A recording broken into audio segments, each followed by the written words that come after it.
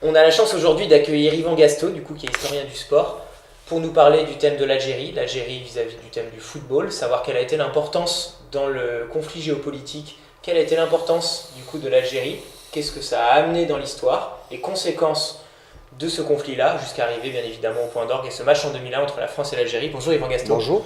Est-ce que vous pouvez nous parler du coup de cette influence de la guerre d'Algérie au travers de l'histoire et géopolitique par rapport au football aussi?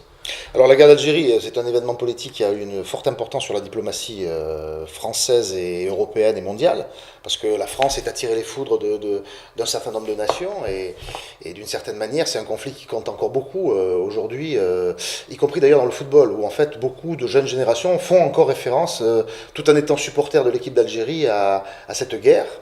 À ce qui a pu se passer à cette époque-là, comment est-ce que les combattants ont pu mener ce conflit, puis aussi à la fameuse histoire du FLN, c'est-à-dire en fait des footballeurs du FLN, c'est-à-dire comment est-ce que, pour des raisons politiques, cette équipe a été constituée par des joueurs professionnels algériens qui jouaient dans le championnat de France dans les années 50 et qui ont été en avril 58 amenés à être appelés par le FLN. Alors sont-ils venus de leur plein gré, ont-ils été contraints? Alors, il y a plusieurs discours autour de ça. Peu importe, ils ont connu ce cheminement d'aller vers Tunis pour représenter l'équipe de football d'un pays qui n'existe pas encore, mais qui est en devenir, l'Algérie. Et comme c'est une histoire qui se termine bien pour l'Algérie et pour eux, puisqu'en fait, ils vont passer 4 ans en quittant leur statut de joueurs professionnels, en devenant un petit peu des mercenaires, en rencontrant des équipes qui accepteront de les présenter, ils seront pendant 4 ans des héros nationaux, puis surtout lorsque l'Algérie devient indépendante. Et ces joueurs sont intéressants parce qu'en fait, ils ont porté le maillot de l'équipe de France pour certains, qui étaient sélectionnés en équipe de France, 2 ou 3, dont Rachid Mekloufi par exemple. Et ensuite, ils ont porté le maillot de l'équipe d'Algérie. Et d'une certaine manière, ce moment politique de l'équipe du FLN est un moment qui va jouer un rôle mythique un peu. C'est-à-dire qu'en fait, le football devient politique. Pourquoi est-ce que cette équipe est constituée? Parce que les dirigeants du FLN ont compris que le football devait être un emblème et un symbole qui faisait qu'on regarde cette équipe avec l'emblème politique et le combat politique qu'elle menait, c'est-à-dire l'indépendance. Il a été utilisé clairement à ce moment-là comme un outil vraiment dans le développement aussi du FLN. Absolument, un outil de propagande, un outil de discours politique qui va faire qu'elle va rester dans les mémoires, puisque cette génération, un peu comme chez nous, la génération 98 continue d'exister et on les suit partout, la génération du FLN est devenue cadre, enfin une fois que la carrière a été terminée pour les derniers, c'était au début des années 70, ils sont devenus entraîneurs, cadres dans le football algérien, voire entraîneurs à l'étranger, etc. Donc ils ont eu une notoriété qui d'ailleurs a été saluée, puisqu'on a posé une plaque à Alger sur les 50 ans de cette équipe. Donc voilà, l'emblème qui fait que la guerre d'Algérie est déjà une guerre où le football s'invite, parce que le football est déjà très populaire en Algérie. D'ailleurs, on l'a vu à plusieurs reprises, l'Algérie a suscité beaucoup de passion au niveau de ses supporters. On a de multiples exemples. Bon, au moment où l'Algérie, alors qu'il y a une histoire footballistique un peu hachée, il y a des moments où elle disparaît complètement de la circulation, il y a des moments où elle est en vue. 82 par exemple, la France connaît les premiers, on pourrait dire, projections sur grand écran dans les rues pour les supporters algériens, parce qu'à l'époque, la télévision ne montre qu'un match, et en général c'est les matchs de l'équipe de France, et quand l'Algérie joue, la télévision française ne montre pas l'Algérie, donc les Algériens de France organisent des représentations dans l'espace qui vont devenir les fan zones, enfin un peu plus tard. Et en fait, voilà, il y a cet engouement qui est très fort et qui montre que à travers le soutien à l'équipe d'Algérie, il y a aussi une dimension politique chez les supporters, y compris chez les jeunes qui sont aujourd'hui français, de parents algériens, qui ont cette fibre algérienne qu'ils ont peut-être du mal à exprimer autrement. À travers le football, elle s'exprime fortement. On a eu effectivement de multiples exemples pendant lesquels on voit un attachement assez phénoménal à l'équipe des parents, tout simplement parce qu'elle représente quelque chose quelque chose de l'ordre de la tradition, on pourrait dire. Et on le voit encore aujourd'hui avec vraiment cette ferveur à chaque match de l'Algérie.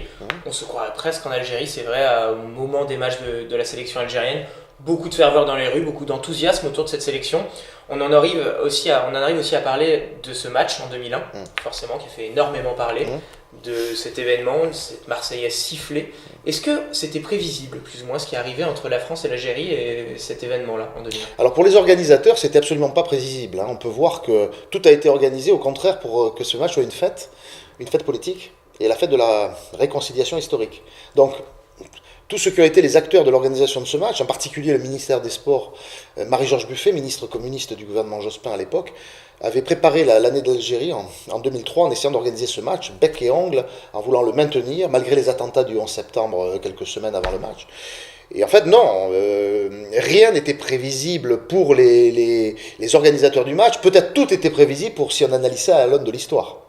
On peut penser effectivement que ce qui s'est passé, enfin, le fait qu'il n'y ait aucun match qui ait été organisé entre la France et l'Algérie depuis l'indépendance était un signe.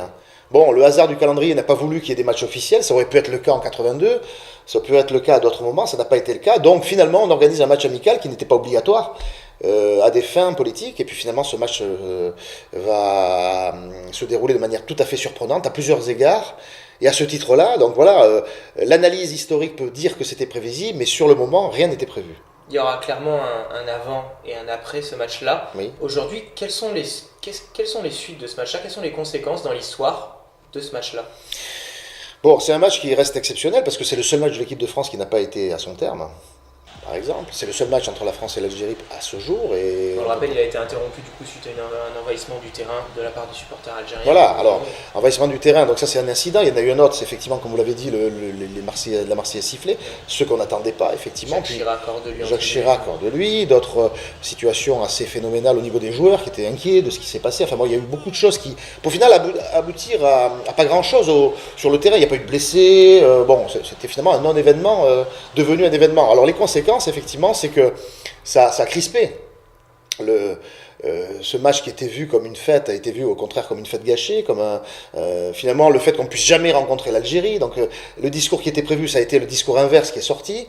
Et donc ensuite d'autres Marseillais sifflés à d'autres occasions, de matchs contre la Tunisie, le Maroc. Donc finalement ça a été le point de départ, le déclenchement d'une fâcheuse époque pour l'équipe de France, hein, qui clôt en fait, ça clôt l'épisode 98, ce match.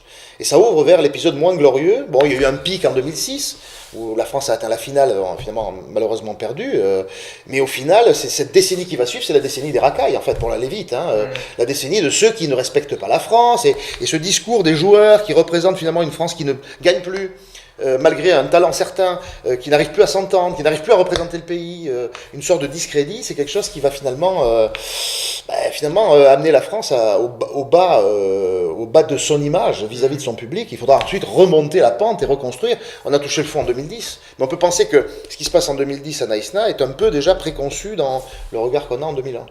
Il a fallu avoir une opportunité à nouveau de revoir ce match entre l'Algérie et la France en 2014 à la Coupe du Monde au Brésil. L'Algérie était à deux doigts même de passer face à l'Allemagne. Il y aurait pu avoir du coup cette confrontation à nouveau entre la France et l'Algérie.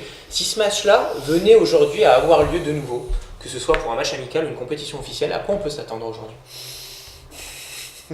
C'est vrai que moi j'espérais, d'une certaine manière, qu'il y ait un France-Algérie parce que, évidemment, ça aurait été une rencontre pimentée. Peut-être qu'elle se serait mal passée, peut-être pas. Je ne sais pas. C'est difficile de faire de la prospective parce que tout est lié à des contextes. On connaît actuellement le contexte de l'Algérie en ce moment, qui est un contexte compliqué. Peut-être qu'un jour dépasseront ces animosités entre la France et l'Algérie, on peut les souhaiter, parce que, bon, pourquoi des petits-fils, arrière-petits-fils sont aussi marqués par cette histoire, c'est un autre élément.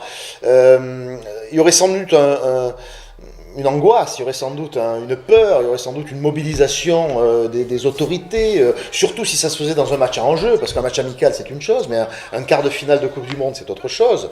Et on peut penser effectivement que la France étant un pays où la présence algérienne à tous les niveaux, culturellement, démographiquement est très forte, on peut penser que ça crée une sorte de psychodrame, mais bon, finalement le football apprécie finalement ces psychodrames et ça livrerait peut-être une très belle partie de football et peut-être quelques riches discours en espérant qu'ils ne soient pas trop haineux sur les uns et les autres. En tout cas, ce serait un déchirement pour beaucoup de Français d'origine algérienne qui diraient d'emblée qu'ils sont pour l'Algérie mais qui peut-être secrètement aimeraient aussi que la France arrive au bout. Alors ça créerait beaucoup de divisions dans l'espace public mais peut-être aussi chez les supporters eux-mêmes.